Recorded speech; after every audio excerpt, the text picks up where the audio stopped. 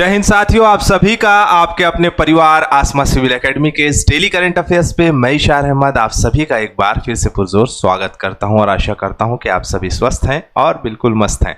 साथ ही साथ अपनी प्रतियोगी परीक्षा की तैयारी भी आप बेहतर जोरों शोरों से और एक युद्ध स्तर पे कर रहे हैं। मेरे प्रिय साथियों, आज हम पढ़ेंगे 9 सितंबर के इंपॉर्टेंट करंट अफेयर्स जो कि हमारे एग्जाम के लिए बहुत ही इंपॉर्टेंट है। तो वीडियो में शुरू से अंत तक जरूर बने रहिएगा, ठीक है। और अगर चैनल में नए हैं तो चैनल को सब्सक्राइब करना ना भूलें और पहले से अगर इस चैनल में है तो मेरे प्रिय साथियों इस वीडियो को शेयर जरूर करिएगा, ठीक है। चलिए आइए अपना सत्र प्रारंभ करते हैं एक पॉजिटिविटी के साथ। आइए, कृष्ण कन्हैया कह रहे हैं, जो आज का समय बर्बाद करता है वह कल सफलता की उम्मीद ना करें। मेरे प्रिय साथियों, समय खराब करना बहुत ही ज़्यादा पाप है। याद रखिएगा, अपने समय को भुनाना ज़रूरी है और अपने मेहनत से जो है समय को बेहतर करने का ये पल है, ये क्षण है। तो अपनी कंसिस्टेंसी पढ़ाई में बनाए रखें, ठीक है। चलिए आइए अपना सत्र प्रारंभ करते हैं। लास्ट टाइम मैंने प्रश्न पूछा था कि हाल ही में भारत सरकार मौजूदा 4 स्तरीय कर दर संचालन को सुव्यवस्थित करके नागरिक अनुकूल सिंपल टैक्स बनाने की योजना बना रहा है। इन संरचना का नया प्रस्तावित दर क्या है? तो 18% और 5% बी ऑप्शन सही होगा। और साक्षी ने हर बार की तरह बिल्कुल सही आंसर दिया है। और रोशनी वैदिक साहित्य संहिताएं, ब्राह्मण ग्रंथ, आरण्यक और उपनिषद इसका सही आंसर दिया है, मतलब दूसरे क्वेश्चन का सही आंसर दिया है। वो है निम्नलिखित में से वैदिक साहित्य का सही क्रम क्या है? वो है पहले नंबर में वैदिक साहित्य आता है, फिर उसके बाद ब्राह्मण, फिर उसके बाद आरण्यक, फिर उसके बाद जो है आपका उपनिषद ग्रंथ जो है आता है, ठीक है। तो ये सही क्रम होगा और रोशनी देवांगन ने बिल्कुल सही आंसर दिया, वेरी गुड। भारत और नेपाल में मुख्य रूप से किस दिन हिमालय दिवस मनाया जाता है? एक्चुअली क्या है, मेरा चेहरा देख के ही लग रहा होगा कि आज थोड़ी तबीयत नासाज है, तो हो जाता है, इससे फ़र्क नहीं पड़ता है। वो है हर साल 9 सितंबर को, इसीलिए पढ़ना भी थोड़ा सा ऊपर नीचे हो जा रहा है, ठीक है। हर साल 9 सितंबर को मनाया जाता है नेपाल में और भारत में हिमालय दिवस। मेरे प्रिय साथियों, 9 सितंबर को मनाने का उद्देश्य ये है कि हिमालय के महत्व को जानना, हिमालय की विशेषता के बारे में जानना। एक बात बताइए, अगर हिमालय नहीं होता तो क्या होता? अगर हिमालय नहीं होता तो ये जो 2500 किलोमीटर के आसपास का जो दायरा है हिमालय का, आपको अगर मैं एक नक्शे में बताऊं इस प्रकार से,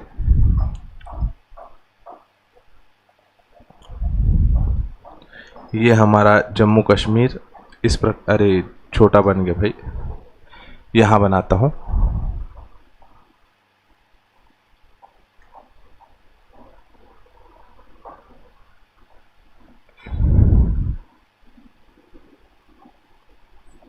इस प्रकार से हिमालय जो है विस्तृत है अपनी 3 प्रमुख श्रृंखलाओं में, जिसमें पहले नंबर में है ट्रांस हिमालय।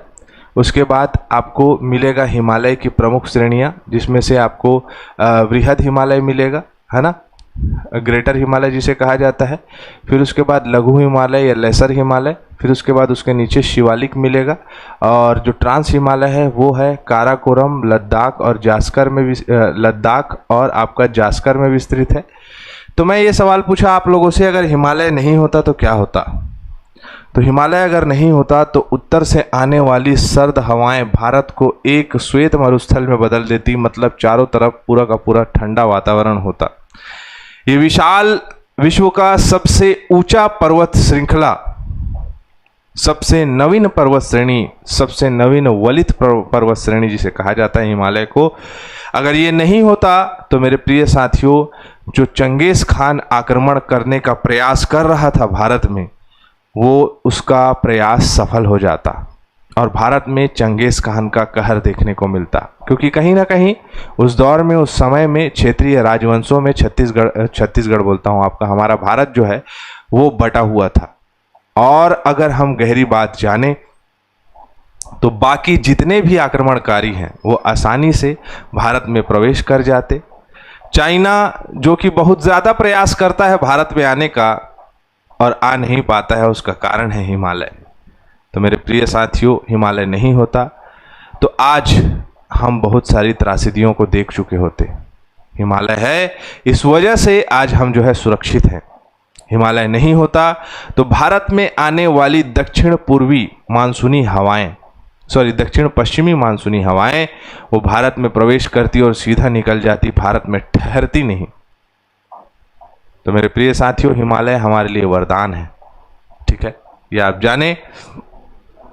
और इसी क्रम में पर्वतीय क्षेत्रों में पर्यावरणीय जागरूकता अभियान चलाई जाती है, ग्लेशियर और नदी संरक्षण पर कार्यशालाएं हो रही है, स्कूलों कॉलेज में हिमालय के महत्व पर चर्चा की जाती है, सामाजिक मीडिया पर हिमालय संरचना अभियान चलाया जा रहा है और हिमालय के महत्व को जागरूक किया जा रहा है, हिमालय के महत्व को बताया जा रहा है। तो आप इसे याद रखें। आप सभी को हिमालय दिवस की शुभकामनाएं। अगला प्रश्न है, हाल ही में भारत के ऊर्जा क्षेत्र में नेतृत्व परिवर्तन के तहत निम्नलिखित में से किसे राष्ट्रीय जल विद्युत निगम का अध्यक्ष एवं प्रबंधक निदेशक नियुक्त किया है? आंसर बताएंगे, फटाक से आप लोग के दिमाग में आ चुका होगा। वो है आपका संजय अजय कुमार सिंह, भूपेंद्र गुप्ता। क्या नाम है? भूपेंद्र गुप्ता जी जो हैं वो राष्ट्रीय जल विद्युत निगम के अध्यक्ष बन गए। मतलब कि ये प्रमुख नियुक्ति उनके कार्य के लिए दिया गया है। इससे पहले टिहरी हाइड्रो डेवलपमेंट कॉरपोरेशन में थे, अब national hydro electrical private limited power corporation private limited नहीं भाई, भारत सरकार की संस्था है, तो पावर कॉरपोरेशन में काम कर रहे हैं और इनके अनुभव को देखकर इन्हें ये कार्य सौंपा गया है। ठीक है, चलें आगे। नियुक्ति से संबंधित प्रश्न है, याद रखेंगे। हाल ही में यूएस ओपन 2025 में महिला एकल का फाइनल खिताब किसने जीता है? आने वाले सभी एग्जामों का सबसे फेवरेट क्वेश्चन है, याद रखिएगा। यूएस ओपन साल भर में होने वाले ग्रैंड स्लैम का एक सबसे फाइनल मुकाबला है जो कि अगस्त सितंबर में आयोजित होता है और इसे जीता है आरियाना संबालेका, जो कि एक बहुत ही शानदार प्लेयर हैं। महिला एकल का खिताब इन्होंने जीता है, ये दिख रही हैं आपको, आरियाना संबालेका। बेलारूस की खिलाड़ी हैं अमांडा अनिसिमोवा, अमेरिका को इन्होंने हराया है। प्रमुख उपलब्धियां, लगातार दूसरी बार यूएस ओपन जीता इन्होंने, 2024 में भी जीता था, 2025 में जीता था। तो आसान हो जाता है याद करने का तरीका। अगर 2024 का पूछा भी तो आरियाना संबालेका और 2025 का भी पूछा तो आरियाना संबालेका। ठीक है, उसी के बाद आप देखें ऑस्ट्रेलिया ओपन जीता इन्होंने, यूएस ओपन जीता है इन्होंने। ठीक है, और अगर हम बात करें, इन्होंने रिकॉर्ड बना लिया है। यूएस ओपन की बात करें तो फ्लिसिंग मीडोज न्यूयॉर्क में आयोजित होता है, हार्ड कोर्ट में खेला जाता है, अगस्त सितंबर में होता है, मैंने बताया। यह टेनिस का चौथा और अंतिम ग्रैंड स्लैम है ना। सबसे पहला होता है ऑस्ट्रेलिया ओपन, फिर उसके बाद होता है फ्रेंच ओपन, फिर विंबलडन, फिर यूएस ओपन। 1881 में सबसे पहला यूएस ओपन आयोजित हुआ था। यह टूर्नामेंट का 4 ग्रैंड स्लैम में सबसे पुराना है। 60 मिलियन अमेरिकी डॉलर इसमें पुरस्कार दिया जाता है, यूनाइटेड स्टेट टेनिस एसोसिएशन के द्वारा आयोजित कराया जाता है। तो सोचो, अगर आप ये खेलोगे तो आपको भी अगर 60 मिलियन मिलेगा डॉलर तो आप भी कितने अमीर हो जाओगे। ठीक है, खेलो। चले अब देखें कि पुरुष एकल का खिताब किसने जीता है। तो कार्लोस अल्कराज स्पेन के हैं, हाल फिलहाल में हार गए थे जेनिक सिनर से, लेकिन इन्होंने यूएस ओपन में इन्हें हरा दिया।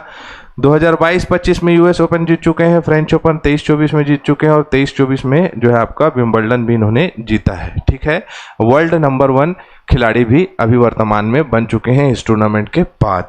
क्लियर है। महिला युगल गैब्रिएला डब्रोस्की कनाडा की और एनी रूटलीफ न्यूजीलैंड की इन्होंने जीता है, कैटरीना सिनियाकोवा को हराकर और टेलर टाउनसेंड को हराकर। और ये जो सिनियाकोवा है वो चेक गणराज्य की है और अमेरिका की टेलर टाउनसेंड है। ठीक है, टाउनसेंड।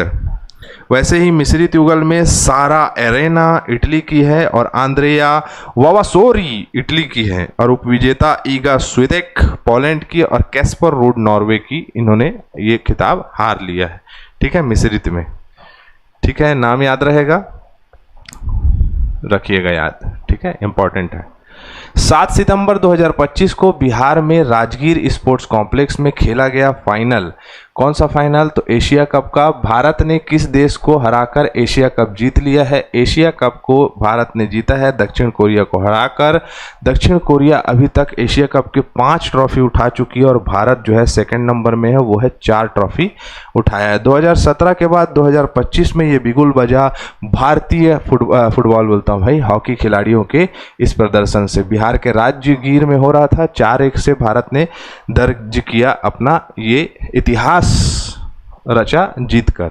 ठीक है, एशिया कप हॉकी जो है 1982 में स्टार्ट हुआ है, हर 4 साल में होता है, एशियन हॉकी फेडरेशन के द्वारा आयोजित कराया जाता है। ठीक है, भारत दूसरे नंबर में है, दक्षिण कोरिया पहले नंबर में है, जो कि इस खिताब को जीत चुका है।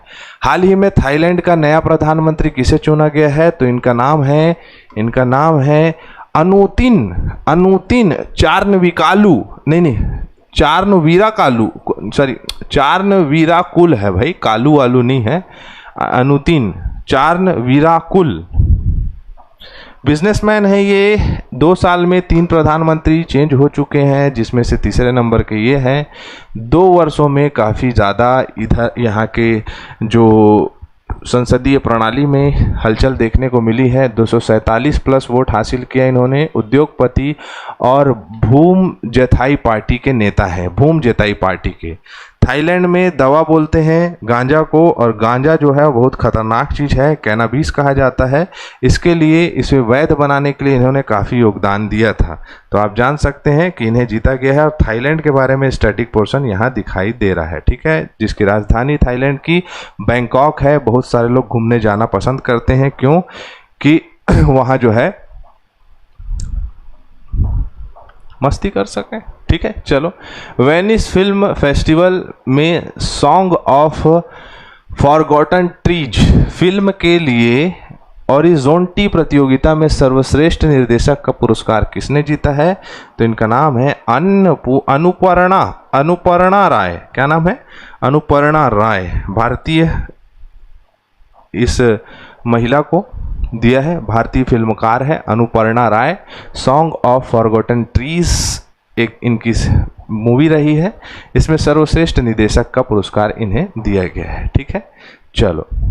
फिल्म की कहानी, मुंबई में रहने वाली 2 प्रवासी महिलाएं हैं। अकेलापन, जीवन यापन की चुनौती, रिश्ते, जुड़ाव, छोटे छोटे पल, इसके बारे में जानकारी दी गई है। देखिएगा। प्रस्तुत करता है अनुराग कश्यप। अब देख सकते हो अनुराग कश्यप कैसे डायरेक्टर हैं, कैसे मूवी आती है।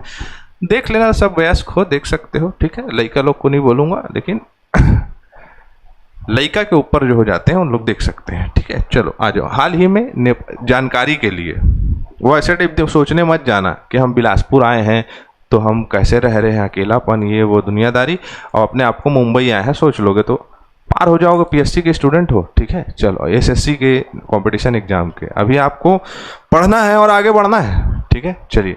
हाल ही में नेपाल और चीन की सेनाओं ने काठमांडू में कौन सा संयुक्त सैन्य अभ्यास शुरू किया है? काठमांडू, क्या नाम है इसका? सागरमाथा फ्रेंडशिप। सागरमाथा किसको कहते हैं? कमेंट बॉक्स में बताओ, सागरमाथा के नाम से किसे जाना जाता है। ठीक है, तो चीन और नेपाल के बीच में होगा सागरमाथा फ्रेंडशिप 2025 का 5वां संस्करण, और इसमें एक दूसरे देश जो है सैनिक सहयोग करेंगे और रणनीतिक सहयोग को भी बढ़ाएंगे। ठीक है, बस यही है। 10 दिवसीय होगा, 7 से 16 सितंबर आसपास दिखा है। ठीक है, 150 सैनिक जो है नेपाल के हैं, चीन के हैं, ऐसे पार्टिसिपेट कर रहे हैं। अंतर्राष्ट्रीय साक्षरता दिवस 8 सितंबर को मनाया जाता है। द वल्चर नेटवर्क के नाम से गिद्ध पोर्टल बनाया गया है गिद्धों के संरक्षण के लिए। प्रधानमंत्री आवास योजना शहरी 2.0 के माध्यम से अंगीकार अभियान चलाया जा रहा है, जिसमें लोगों को अवेयर कराया जा रहा है कि कैसे आप इसका लाभ उठा सकते हैं। वीओ चिदम्बरम पोर्ट तमिलनाडु के माध्यम से ग्रीन हाइड्रोजन पायलट परियोजना चालू की गई है, और ये एक सर्बानंद सोनोवाल जो केंद्रीय मंत्री हैं उनके द्वारा, जिससे नवीनीकरणीय ऊर्जा से जो है जहाज़ों को चलाया जाएगा। भारत की मलक्का जलरमरू मध्य में गश्त करने की योजना है भारत और सिंगापुर की, जो कि इधर आसपास की क्रिमिनल गतिविधियों को देखा जाएगा और उसे ख़त्म किया जाएगा। श्री पीयूष गोयल को बनाया गया है IAS अधिकारी हैं, ये खान मंत्रालय के सचिव के रूप में नियुक्ति हुई है।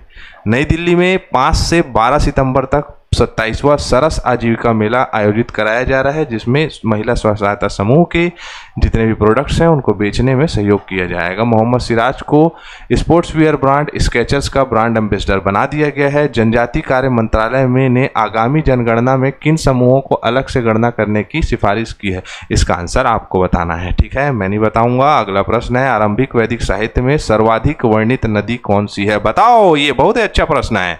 ठीक है, तो हमारा सत्र यहाँ कंप्लीट होता है। मैं इसी के साथ इजाजत चाहूंगा। जय हिंद, जय भारत।